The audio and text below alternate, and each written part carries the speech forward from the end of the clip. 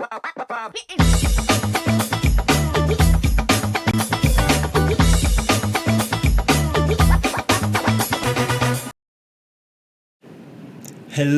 and welcome to another episode of the Visual VC podcast. This podcast is your go-to resource for practical advice and insights on building, growing, and securing funding for your startup.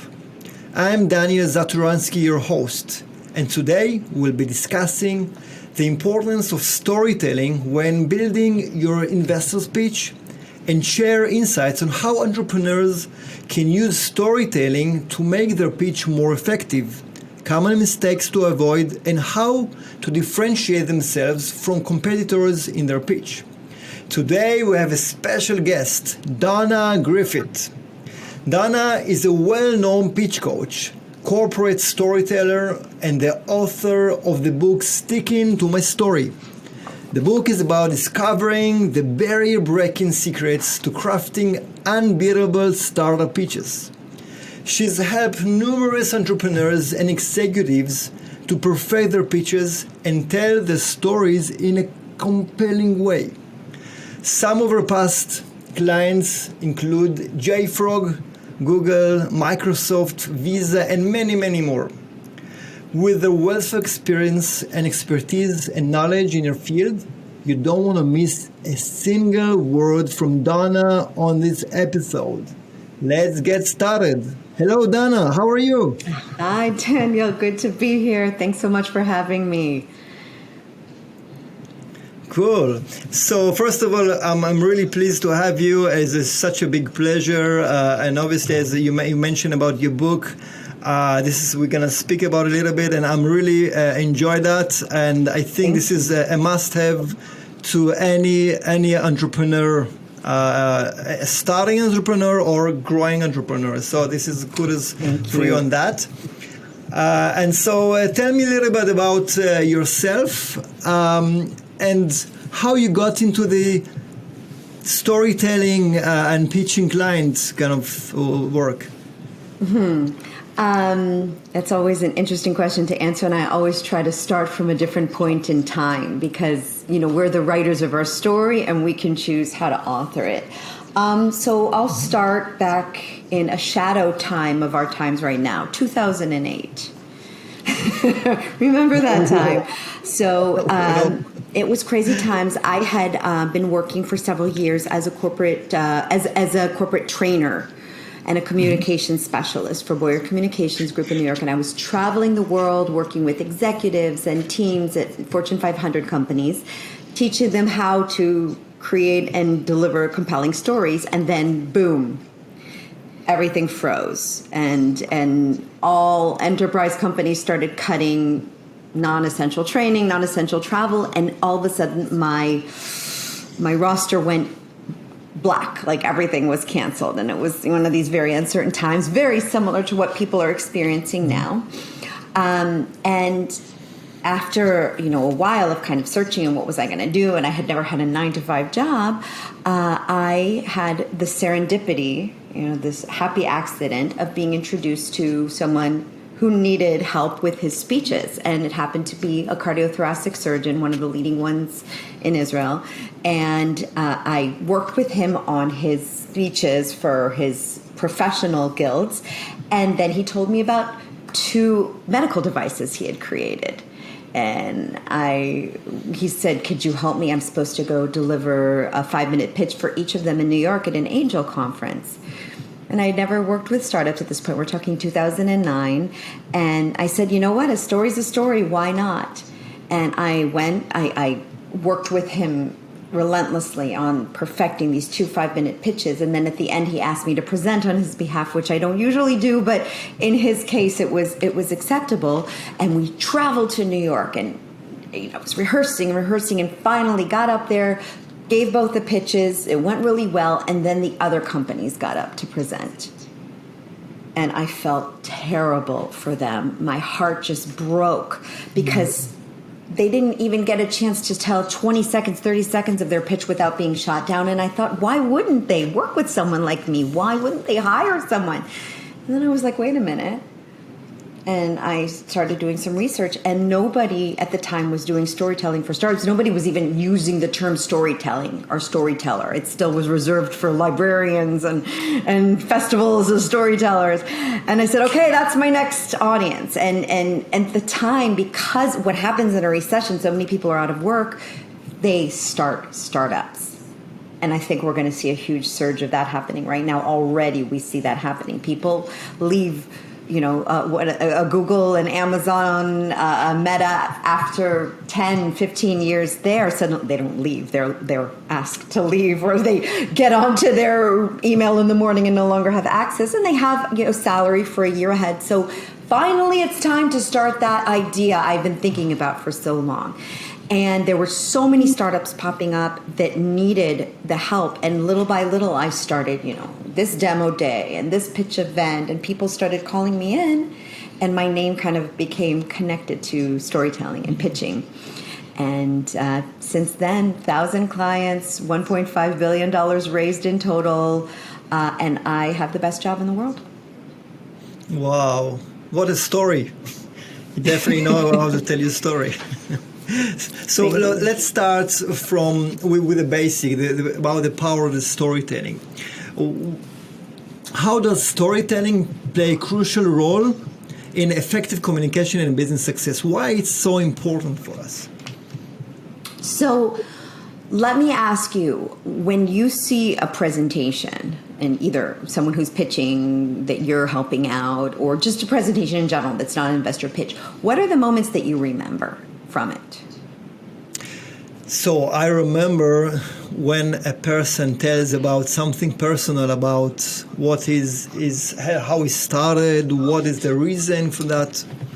So there you go. Now, can you think back on facts, figures, numbers, or anything from a presentation you've seen recently? And probably not. So our brain remembers approximately 6% of whatever we are given in information.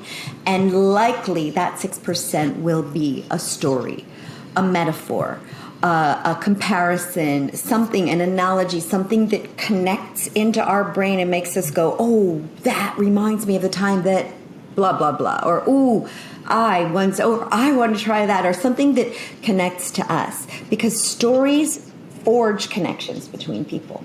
Mm. And when we're connected, we remember those moments of connection, and it builds trust. And the takeaway from it that, an investor is going to go back and tell their partners, they're not, they'll probably jot down the numbers and everything, but what they'll say is, oh, wow, we just met this company and they do this and that and the other, and they had this story that was really cool, because you can remember the stories. We're not capable of just being able to spill out the numbers and the growth and the LTV and the CAC and all these great numbers that you must have. But at the end of the day, what they're really going to take away are the stories. So basically, story talks to all of our senses. It connects all of our senses. All of our senses. Every culture, every religion, every nationality tells stories. We grew up listening to stories. We go to family events, we hear stories. We sit down at a cafe with a friend to catch up, we tell stories. Stories are the basis of relationships. They're what makes us human. They're why we outlasted the Neanderthals, and why I hope we will also outlast AI until AI learns how to tell meaningful and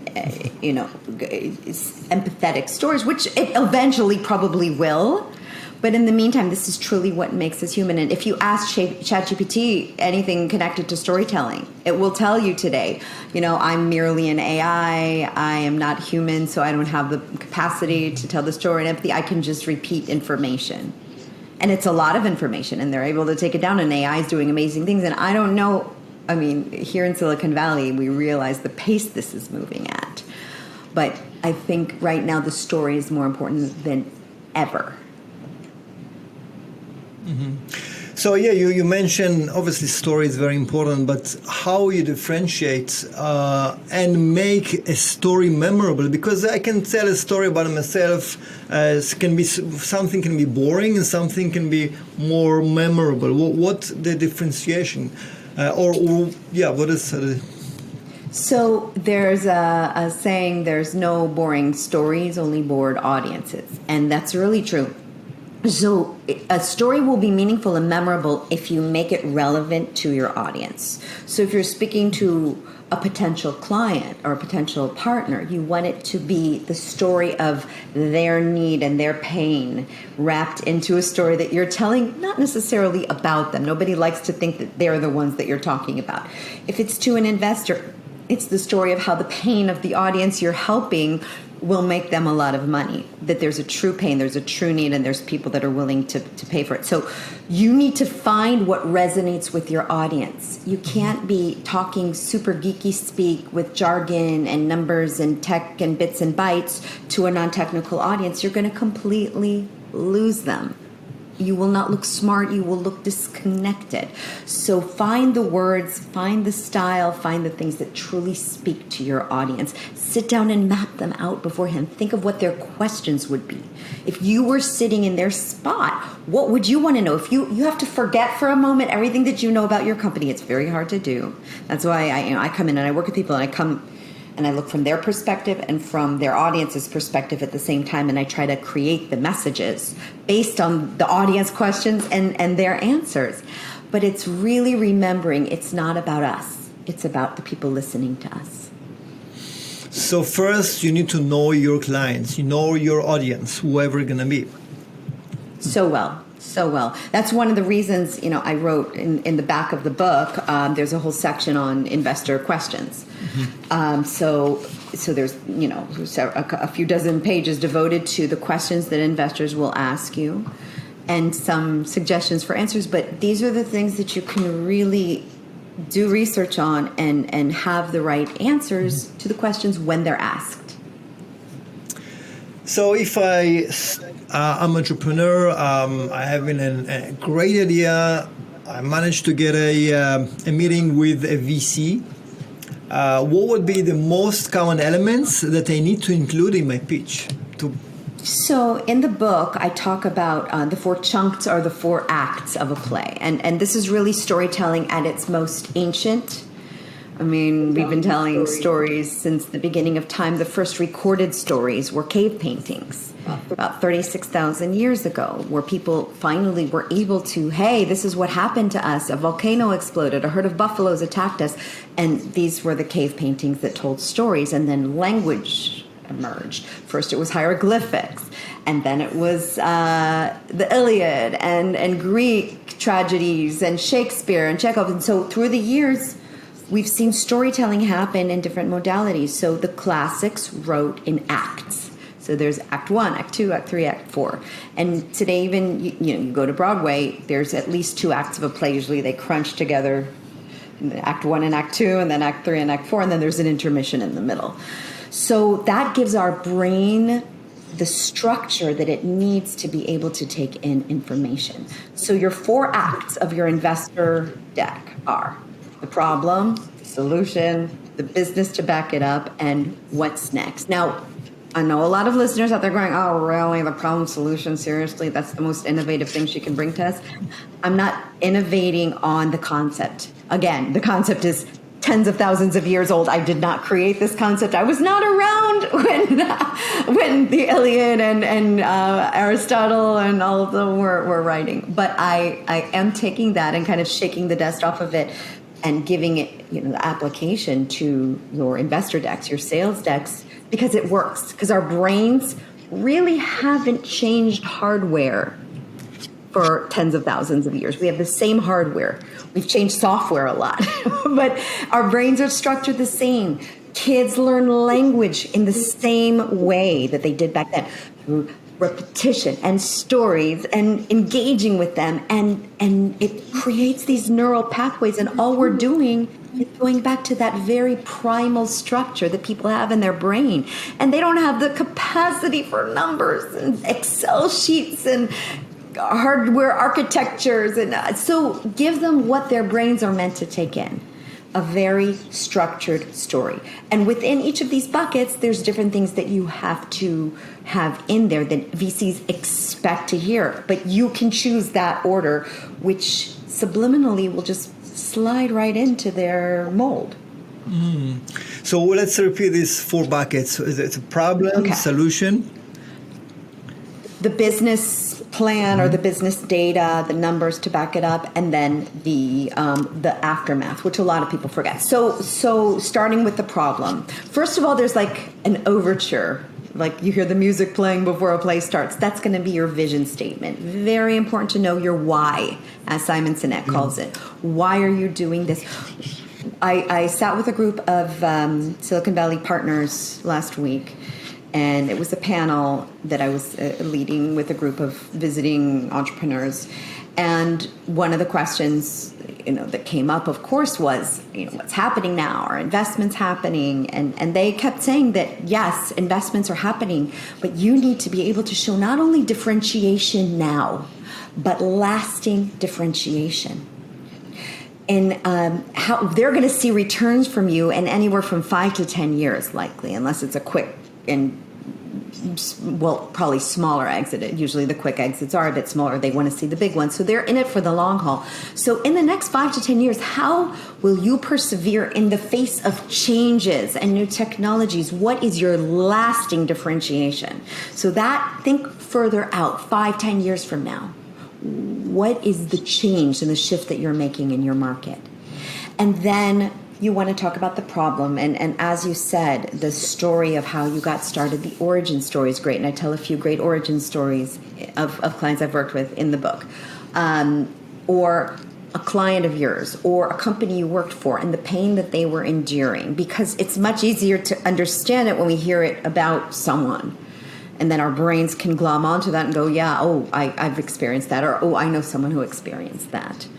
And then you want to transition into, okay, so what's missing? What's the gap between the problem and your solution? What solutions are out there? Why is it not working? What are the numbers to back up that there's a true need for this? And then you move into Act 2, which is your solution or your hero. If the villain was the problem, now you're the hero. Of course, we're not going to call it the hero when you're actually presenting. Simply be able to explain what it is that you do. And then how you do it. So the why, what, how. Mm-hmm. Show a demo. Show something that we can see. I mean, you've got resources like Pouching to be able to build these things out visually so you can see the actual user journey. So those are the first 2 chunks. Mm-hmm. And then in the business, it's a lot of the things that you know and you should know, and then maybe a few little refreshers that I put in there, everything from the market size, go-to-market strategies, business model, competitive landscape, and then there's a silver bullet slide that I put in there. We call it trends and opportunities, which is the urgency, why now, and that's got to come in strong. And then the 4th act is not only your ask, but it's, okay, tie back to the vision statement. Now that we've gone full circle, we've seen what you're doing, we've fallen in love with your team and your product, and okay, now how is this going to take us from here, which is good, to here, which is amazing? Beautiful. I must say that in your book you laid it down very nicely, and you took us through the whole process. It's not necessarily only the storytelling, it's actually what you need to prepare for the pitch, what you need to know about your VC, your investor, and obviously how you go about it, and what you need to prepare, what you need to do. So it's much more comprehensive than just telling the story. Can you tell me or take me through some cool example or cool story that you went through with a client of yours, something that you didn't write in the book, so I let the audience kind of read the book with some amazing examples, but something like so you can share with us? Let me think of one that I can share that's recent. So I worked with a company that way before generative AI hit the scene, they've been working on actual AI entities and like the avatars that really interact like a human. And we were working on the deck before ChatGPT was launched. So we had to really go into showing this vision of the fact that there will be these AI avatars or human-like AIs that will be able to take over roles like customer service and support within an organization and sales. And then what happened was when ChatGPT came out, we needed to, tweak that slightly and now show the differentiation. Even though OpenAI is out there, they've been doing the large language models for a while. They have proven contracts. They have proven things. They have all these products, because a lot of what OpenAI is giving us is exactly that, OpenAI, which is a platform that you can then do things on. And another thing the investors were saying the other day is, fine, if you have an infrastructural AI company, those are the things that are getting funded now. So sometimes it's about restoring your story and even being able to move fast. And I saw this a lot when COVID hit. In March, April 2020, people were taking this moment to think, okay, I have this thing. It's not relevant right now. The world is shutting down. How can we make it more relevant? And boom, boom, boom, pivoting, tweaking, changing the story, changing the product. And sometimes as investors, as founders, that's probably one of the most important characteristics a founder has: agility, thinking fast, moving fast. So these are really the things that we want to look at. So any example of what story they said? I mean, you don't have to say the name of the company. How they deviated, or what made them? Well, in their case, it was evolving out of another technology that they had worked on for years that was in the mobility space. And it's almost like a penicillin moment, where they made this discovery that based on what they were doing for use case A, there was this whole trove of data modeling and language modeling that they were able to then take and give it a face and give it a voice. So you're credentialing yourself through something you were doing that was already a successful business, that was already selling, and all of a sudden there was this opportunity to make it even bigger. So that is one example of a good story. And oftentimes we have to talk about a spin-off or a pivot. And if you spin it in the right way and you spin it out of a place of power, then that's going to be much more compelling to investors. Of course, they're going to want to look at the numbers underneath, but it's that moment of, oh, wow, yeah, that was thinking on your feet. That was moving fast. Because it's not only you telling the story to investors, you also need to tell the story for your employees. Your internal clients, everybody, because all of a sudden when you pivot, it's not only you or investors, it's just the whole story. Everyone has to be part of the story. And that's a very important point, because right now, in times of layoffs and in times of tightening up the ship, it's very important to bring the employees that are there into the decisions, into the fold, understanding the moves that are being made. People don't like to be in states of uncertainty. Talk to your employees. Include them in this. Tell them, listen, right now we had no choice but to tighten up and lay off 20%. You are still here because your job is vital, and we want to invest in you, and we want to make you a partner of this. Really make them feel that need, and invest in them, make them part of the story. And obviously you need so much a story for their needs, because the audience is different. Employees need to hear something else, and need to feel important and valuable, right? Yeah, that's exactly what we said before, though, about knowing who's sitting in front of you. A story for a VC would be very different than a story for an employee or for a client. You need to think about them, and you want to tweak your story towards them. And now I know Sal Khan, the head of Khan Academy. My girls go to his lab school, and anytime he gets to speak at a school event, and he's a parent, he has his kids there. He doesn't, prepare the speeches the way he prepared his TED, but he just has this way of making people feel part of something and making people feel like they really count and they really matter. And that is the characteristic of an amazing storyteller and a true leader.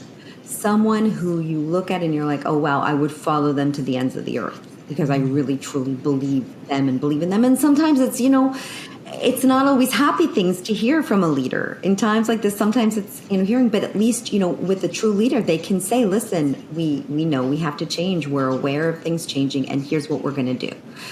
Make someone feel like, oh, wow, there's somebody there watching out for us. There's somebody there that's steering the ship in the right direction.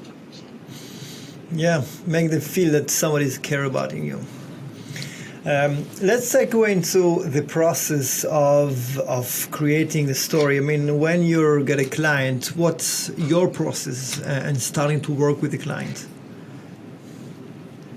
So first, my clients get prep work, a template and a cheat sheet that will help them organize all their data into a very specific order. They can take their existing slides and tweak them, move them around, or they can start fresh. And the reason being is I do a pitch session in 2 hours. I go into Donna GPT mode and I do it all in real time. And in order to be able to do that, I need the data structured. I can ingest a lot of data, but it's not like just unstructured big data. I need the structure as well for my algorithms to be able to learn it. In the same way that large learning models and language sets, there's a reason they're called sets. So it makes it easier for the AI to learn. And then they send it to me, I review it, and then we dive right in the 2-hour session. The first thing I'll probably ask them is, tell me how you came up with this idea, because it's usually not included. Sometimes there will be an origin story and I'll read it, and sometimes it'll be good, sometimes it'll be not the best story to start with. So we have to dig a little deeper, not to make up a story, but to find the right story to lead in with, because those first 30 seconds, minute are going to be crucial whether you grab them. Another thing I'll look at is their numbers, their metrics, their KPIs. And if they show significant growth, if they show really exciting pipeline or engagement stats or something that I feel the investors should know up front, we'll create what I call a brag slide. Put the good news up front. Don't wait for it. Because then they're like, oh, wow, now you got my attention. I'm listening. And so we'll do that. And then we'll also decide whether the team goes at the front or later on. Anything that could cause questions that are not good questions at the beginning, wait on. You want to have that first, this is the falling in love, the first 2 acts. And then once we've decided on the story, we'll talk, how we present the story, then how we transition from the problem to the solution, and then how we simplify the sentence of the solution, the simple solution statement. And that is always an interesting thing. And of course, we'll also work on the vision. Sometimes we'll leave the vision. If they don't have a clear vision, we'll leave it and come back to it at the end. Because once I've gone through the process of writing the problem, solution, and business, then the vision comes to me like, oh my gosh, what you're really doing here is. And we think of it in a way that they haven't even thought of it before. Because it's very hard sometimes to think that big when you're right now working so hard on the version you have right now. And then we need to find the right sequence of telling the different number stories and which way it goes and what's the most compelling way to show your market, what's the most compelling way to show your go-to-market and your competitive landscape, what model should it take in terms of visual, and then, of course, at the end, your ask slide, the roadmap, the vision statement, coming back to it full circle and summarizing it all. So that all happens in 2 hours. Wow. So sounds like a very long process, long and deep process. It's not long. It's 2 hours. It's just intense. And as we're going, I'm writing furiously and talking it all through and getting their feedback. And they'll either say, yeah, that's perfect, or you know what, we should add in that word. Can we add that phrase? Great. And then we kind of do it collaboratively on the spot. Mm-hmm. So I'm becoming their soundboard. I kind of think of it sometimes as like they've got these thoughts. All the lead team members have these thoughts in their brain that are kind of tangled up. And they're tugging at them to get them out, and they can't. So I'm pulling out one thought thread, and then another thought thread, and then another, and untangling them, and then weaving them back together in a way that tells the story. So it's not Donna's words, it's their words, but purified and elevated and elegantly put in a way that they probably didn't look at because they're so close and their thoughts are so tangled. And that's, the life of a founder. You're running, you're doing, you're putting out fires, and your thoughts get tangled. And then somebody will say, don't say it like that, say it like that, another tangle. Oh, you should say it like that, no, another tangle. And then what do you do? So I'm, coming out, helping them clear that space and find the right way to cut through to the story. So when you're working with the client, what do you see the most common pitfalls or mistakes entrepreneurs make when they're crafting the pitches? So it's usually, most of the time, it's too much information. It's not clear. It's very technical and jargony. Sometimes it's too little information. It's easier to build on the things that are too little information. So we need to, there just kind of take it back a step. But in this case, we really want to find the moments that can be shaved away. That's why I want them to do some of the work ahead of time. It's really forcing them, because a founder needs to be able to tell these stories. I'm there to just help them put it together in the right way, but you have to first clear the space of noise and data. So when there's too much noise, you can't do anything. So first it's clearing, that's the biggest thing, to clear out the noise, to clear out the unnecessary, to avoid this of like, I should tell them everything. Because when you try to tell them everything, nothing gets through. So that's we coming back to know your audience. First of all, know what resonates with them and what they want to hear first. That's great. That's good advice.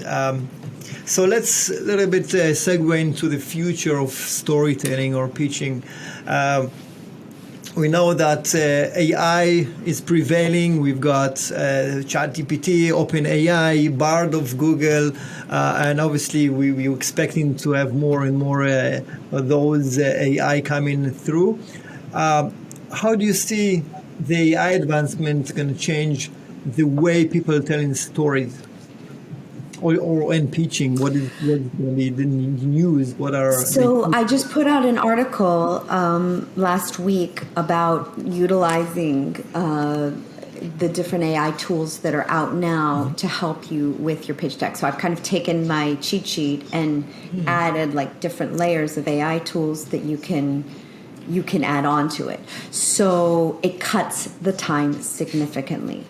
You got to be careful when you're researching and getting stats, because there's, ChatGPT was trained up until 2021. This is going to be fixed very soon, but some things are not current, some things are not accurate. It also has this tendency to just make things up on the spot, which is actually a very human thing. Humans need to, but you want to make sure they're making up the right things. So I'm of the mind of brace and embrace. We're not quite sure what lies ahead. We're not quite sure how fast it's going to really move and what it's going to replace. So embrace the tools that you can to improve on what you do, but brace for the change and up your game a lot. I'm sure you guys are thinking about that a lot as well, sure, in your realm on how you're going to either incorporate, compete with, change and level up. Tell me, from your you said you mentioned you published some chat sheet. Tell me one of notable tools or two that you really kind of made me wow. Well, I think that the first thing that people are really going to be able to do is to visualize things much faster. It's called the visual PC. So much quicker, do a quick iteration and a quick transformation into visual things. Another thing that I think is going to become more and more accessible is AutoGPT. Right now, you kind of have to be a hacker to include it, but you can actually enlist AI to be doing research for you and to be compiling lists and to be looking out there. And right now, it's very cheap. 7 cents a day, but you still have to be able to use all kinds of workarounds. I know that OpenAI just released 70 APIs to different places that I think, and that's for the pro users. So I don't work for OpenAI, but it's a good thing to have, to be able to connect into these things and give it a face, give it the front end of what you need to do. But you can also put the LinkedIn article into your show notes here, so yes, people definitely can really go back and look at the list. I'll publish it for sure. So let a little bit speak about yourself, since we are coming to the end. Before that, as an entrepreneur, there are different levels of stages of startup, right? If you're some people seeking for seed round, some seeking for A round.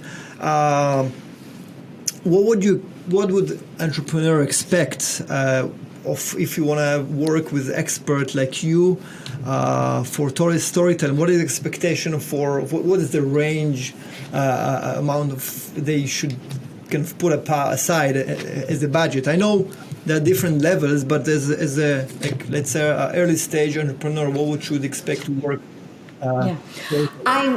They're welcome to reach out and talk to me about my pricing. I know different people have different prices. Listen, a lot of people will say, you don't need an external person. You can do it yourself. And you can. Absolutely, you can do it yourself. And here, I just put the link there to the LinkedIn article. There's a lot of tools to help you do it yourself. The question is always looking at time investment versus money investment. And will it take you 10 hours? Will it take you 20 hours? Will it take you a month? And what else could you, as the founder, as the CEO, CTO, CMO, whoever's working on this, be doing in the time that you're struggling to tell a story that is caught somewhere in that tangle of words?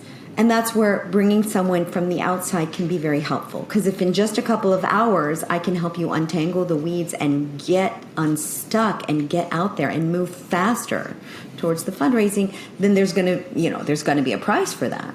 And it's worth paying because, and again, I can't make that decision because early stage startups are very conscious of their spend, which is great and is very important.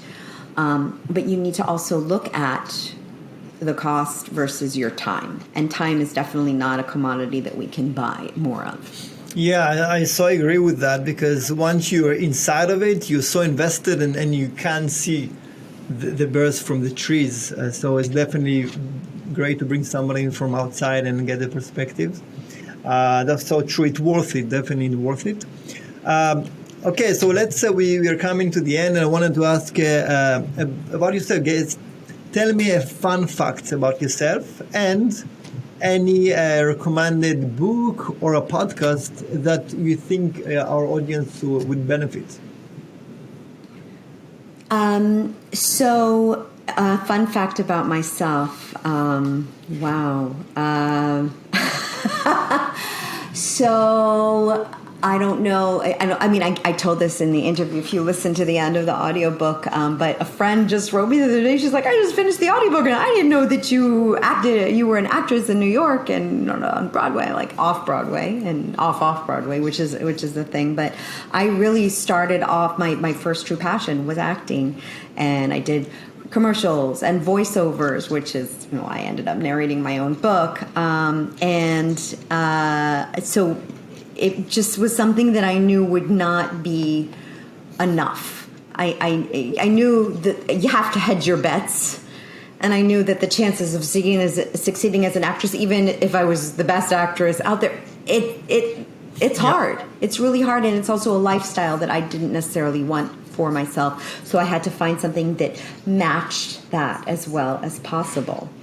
Another fun fact was while recording the audiobook, if you saw me in the studio, I was constantly talking with my hands because and I kept like banging into the microphone, and we'd have to like do another take. But at the end of the first recording session, and each recording session was like 2-3 hours, all of a sudden it told my Fitbit told me that I was at 10,000 steps, and I'm like, what? Turns out that it counts your hand gestures as steps. I was like, oh, wow, I got to work out there in the studio. I didn't even realize it. In terms of podcasts, I want to give a shout out to Vince Warnock of Chasing the Insights. Vince was my dear publisher and book mentor, coach the whole time through. I met him being interviewed on his podcast, and he's from New Zealand, so it's a delight to listen to him, and he's just an all-around amazing guy, and anyone looking at the cutting edge of marketing should be listening to him. He's been on the cutting edge of the ChatGPT trend from the second it was just in its very early days. So definitely follow Vince, and anybody interested in writing a book, I would suggest reaching out to Vince. Nice. Beautiful. Thank you for the recommendations, and definitely I really enjoyed the audiobook of your book, and it's really now I can understand why it's so much acting coming to it, and it's so fun to listen to it, and even though you're not going to write any pitch or tell any story for investors, but I really enjoy that.